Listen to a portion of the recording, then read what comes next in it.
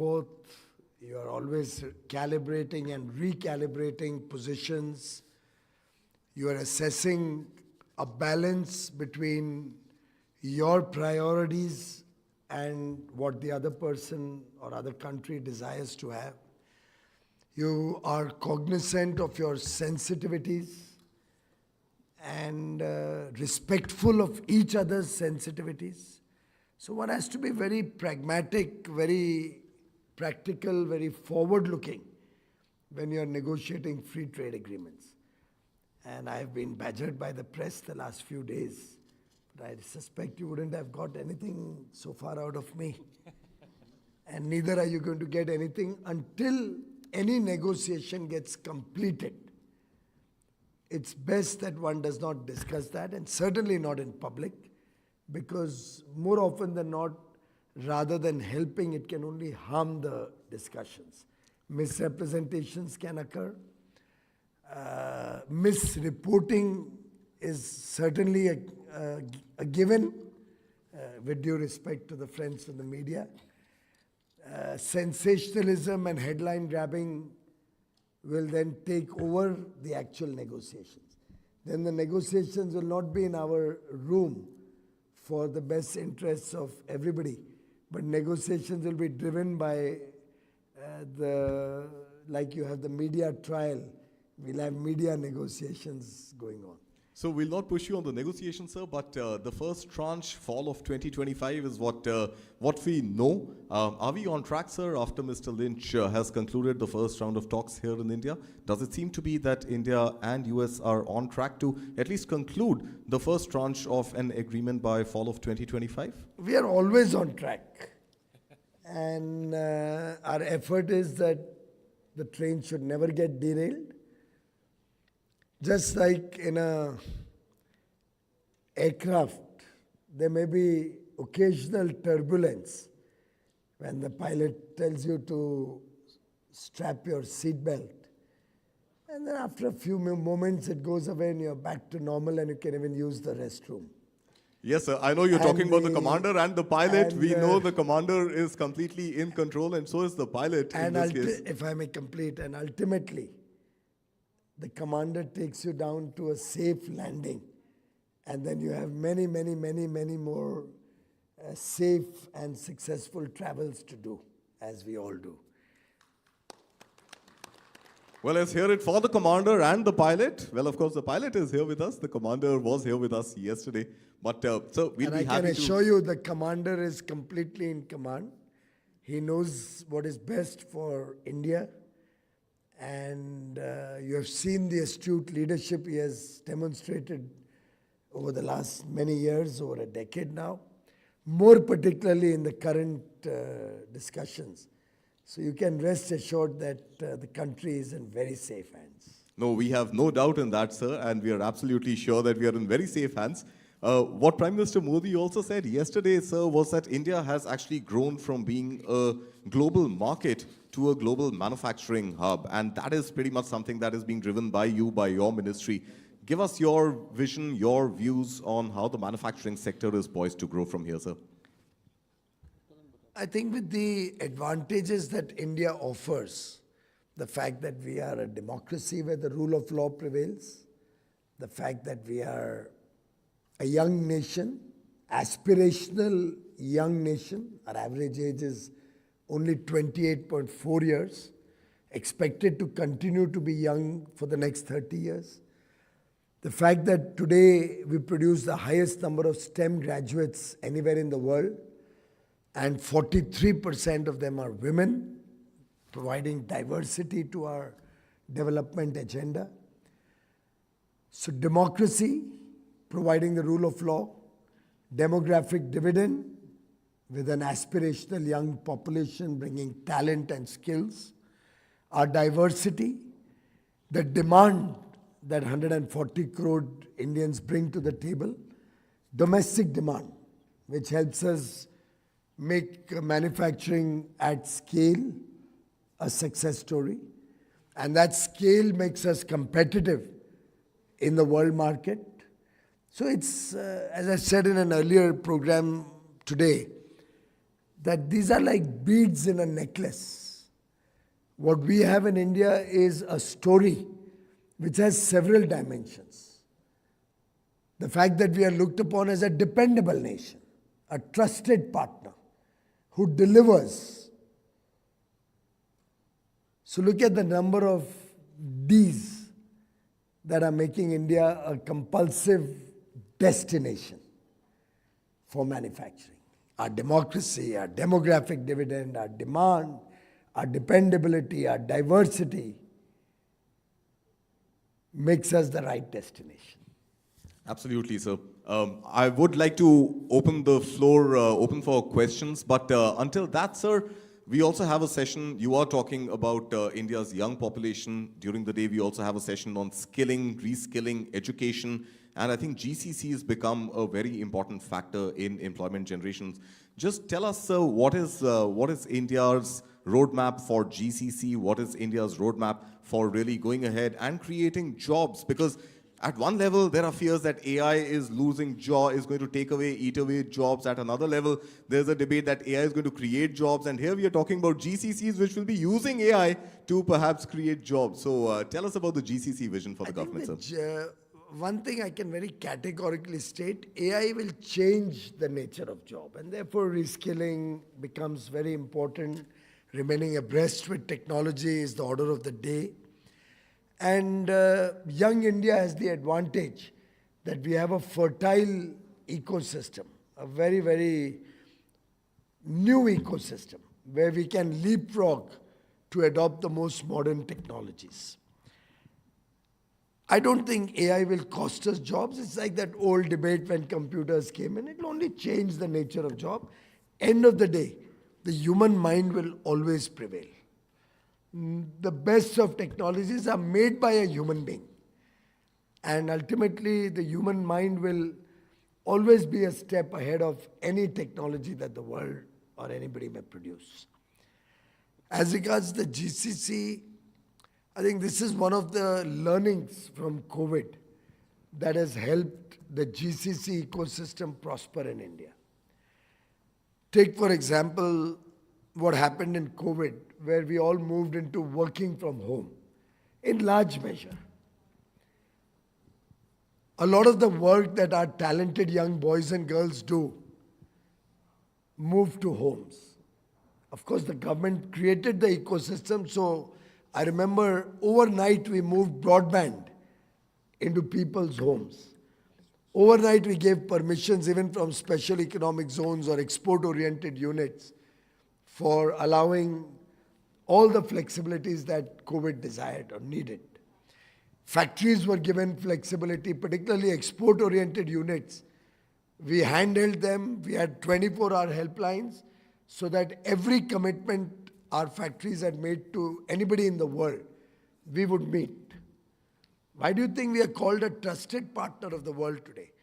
In the most trying time when the most developed economies failed, India met every international commitment, whether on supply of goods or services.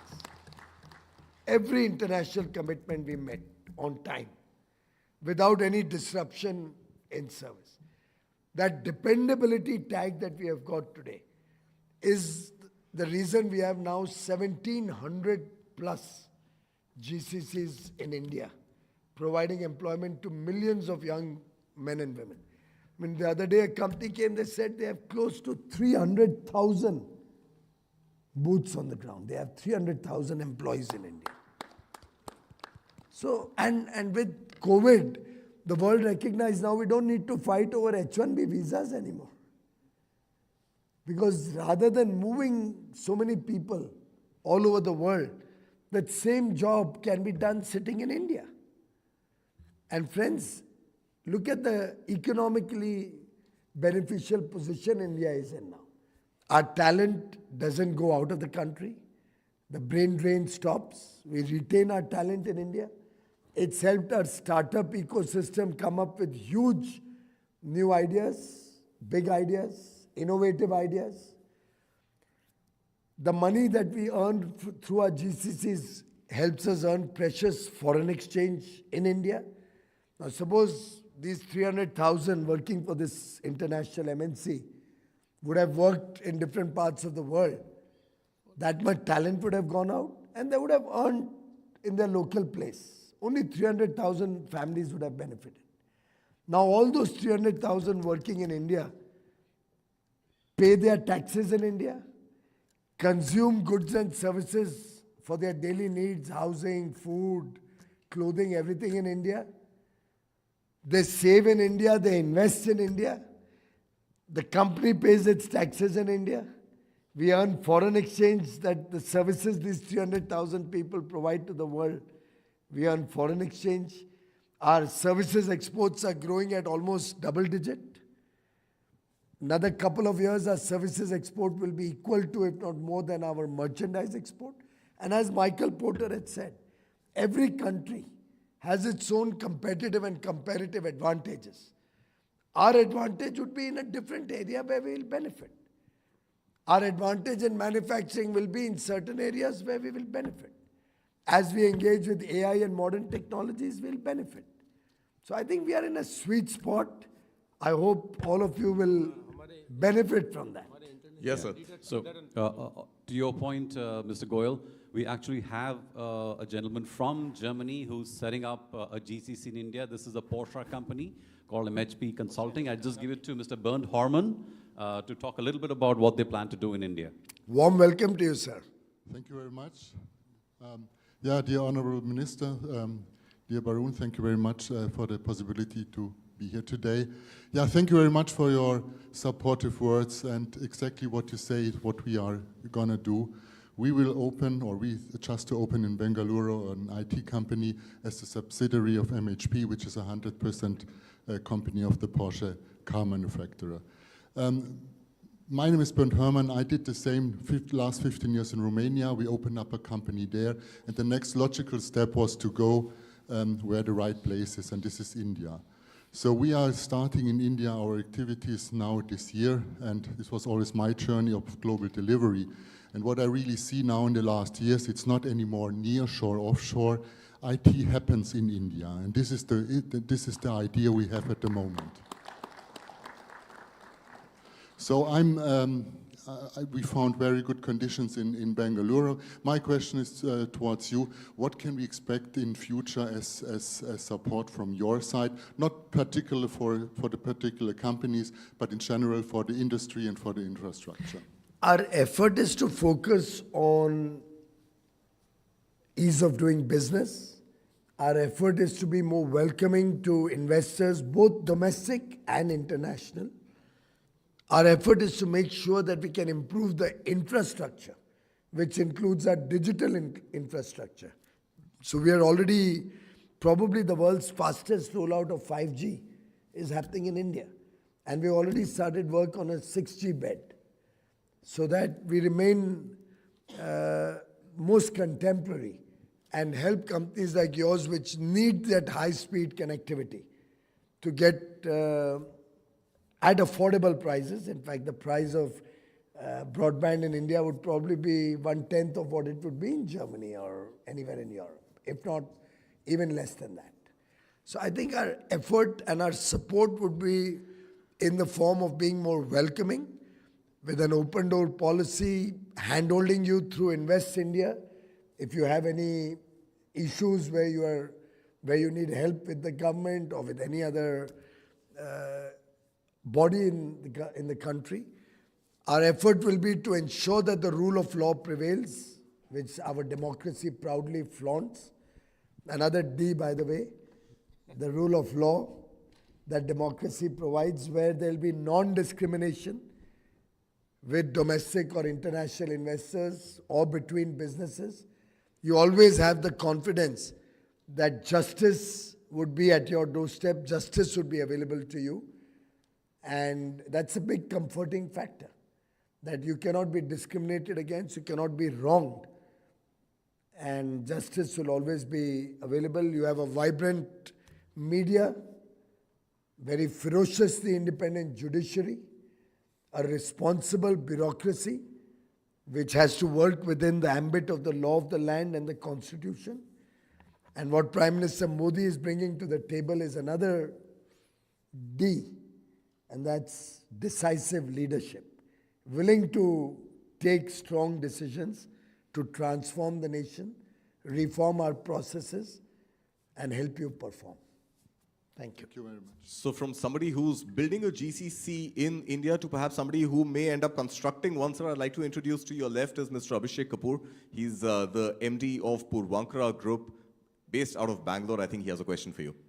Sir, given what's happening globally and our strength now with Prime Minister Modi positioning us where we are today, do we think that in this current trade environment and with the big T playing the whole world the way it is, the new variable in the global equation, do you think that we will gain more traction in Make in India and in not just from the US but from other parts of the world?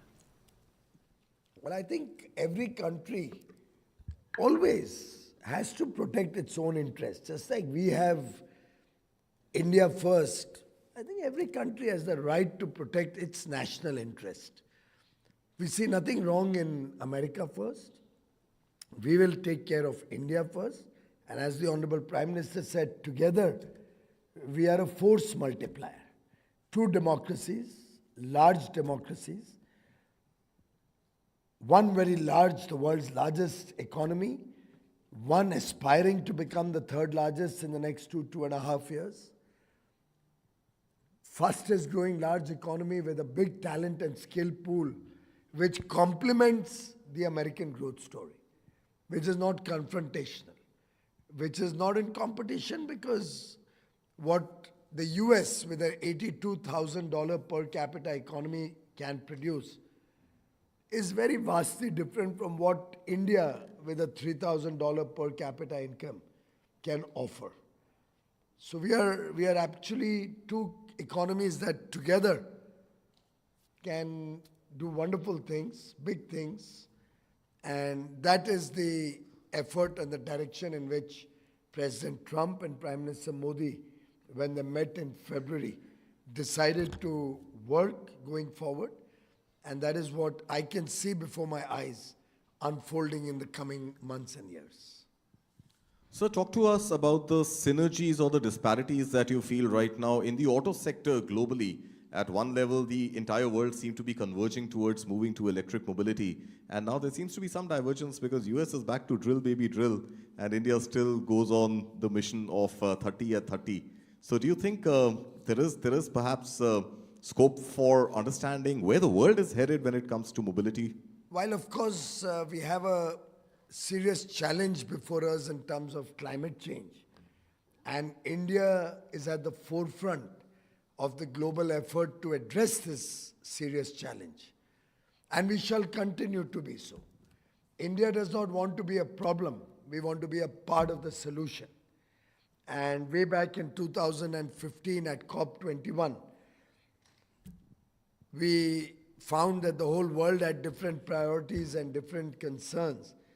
And countries which were not the cause of the problem in the first place were the ones being penalized. It was Prime Minister Modi who took the leadership role to bring the global south together, the less developed and developing countries, to come to terms with the reality of climate change, to work with the developed world in a spirit of cooperation and collaboration, got the developed countries to recognize that there will have to be common but differentiated responsibilities towards addressing this challenge, that the developed world will have to contribute through low-cost, long-tenor funds, mostly grant funds, to help the less developed countries or emerging economies in their mitigation efforts or in their effort to grow their economies, yet in a sustainable manner. They will provide the necessary technologies for the same. We came to a very good agreement in 2015. And India has steadfastly continued to pursue that path. We are amongst the best performing countries, even amongst the G20 nations. Our ranking is right at the top in meeting our nationally determined contributions. Sadly, we never got the promised funding or the promised technology. Despite the fact that our contribution to the problem up there is barely 3.5 odd percent, supporting a 17% global population. So we have been truly responsible towards nature, towards climate, and that's natural for an Indian. It's in our DNA to be responsible towards nature, to respect nature. Many of us here, we even pray to the mountains, to the sun god. I pray to the sun god every morning, to the moon at night, to the rivers, to the mountains, to the trees. Tulsi ka jhaad hum sabke ghar mein hoga shayad. So we are a very responsible nation, and we will continue to be so. Of course, we also have an economic imperative in promoting electric mobility. America has large pool of oil and gas available. India is a large importer of these energy sources. So I think for us, electric mobility, given that electricity is still largely driven by our own domestic fuel, is actually not only a global good, not only our own contribution to sustainable growth, but also an economically prudent decision, which will save huge foreign exchange, bring down our dependence on other nations, helping us becoming Atmanirbhar, and help the Indian economy grow even faster and better. Karthik, I have a quick question. Minister Goyal, going back to your ministry, and you said that India is very competitive when it comes to services exports, growing double digit.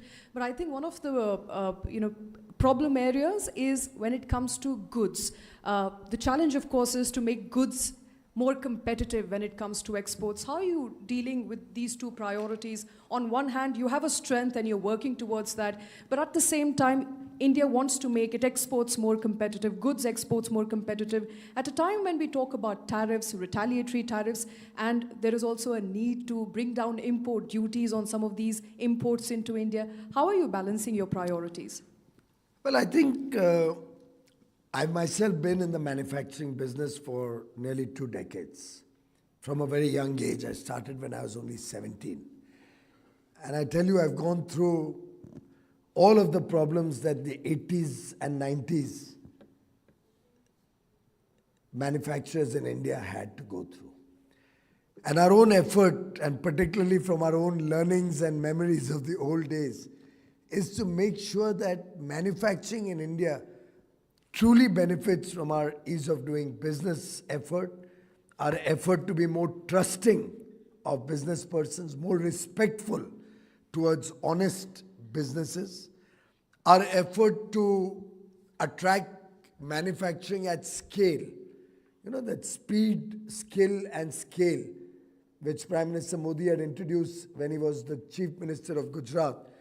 We have tried to bring it to Delhi. So we are creating champions in different sectors who can work at scale, because economies of scale help in our global competitiveness.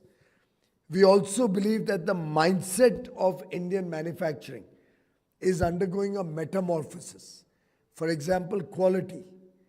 Never before has India been as conscious that and respectful of good quality manufacturing as it is today. Some of it spurred through government efforts. We have now compulsory quality control orders ensuring that Indian manufacturing moves towards quality, which are nearly 6 times more than they were in 2014. We had about 106 QCOs.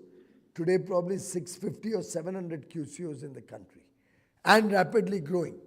The idea is not to create roadblocks, but to create the culture of quality amongst Indian manufacturers and consumers. What some countries did is dump goods in India, substandard products, at predatory prices, literally killing the Indian manufacturing. Because ultimately, how long will somebody be able to survive through honest business when somebody is subsidizing their exports to India massively, and the consumer is getting often substandard goods at such prices at never before prices. And this kind of work by some of our neighbors and some countries in the world has really hurt Indian manufacturing. We are trying to make sure we can put an end to that.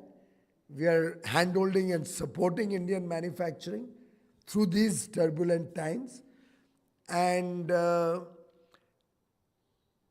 what I've always looked at this kind of predatory pricing and this kind of dumping of goods is that this is like an opium. And I've said it on many public forums before.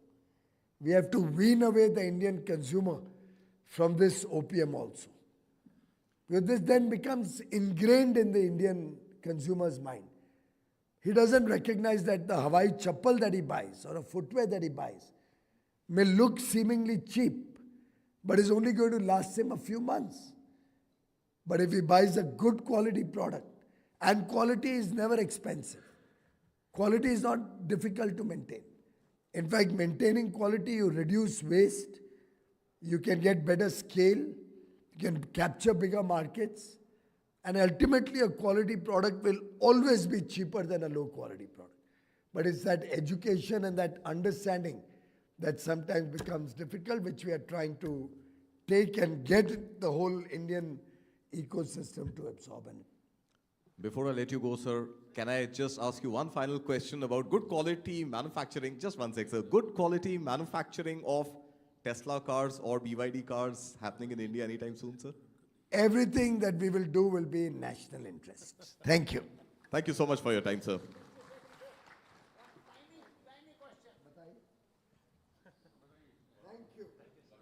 Ladies and gentlemen, let's hear it for Minister Piyush Goyal.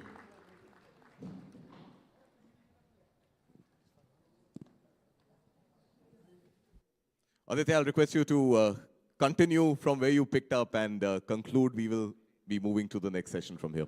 My apologies to the panelists to cut short because of the Union Cabinet Minister's entry to this hall.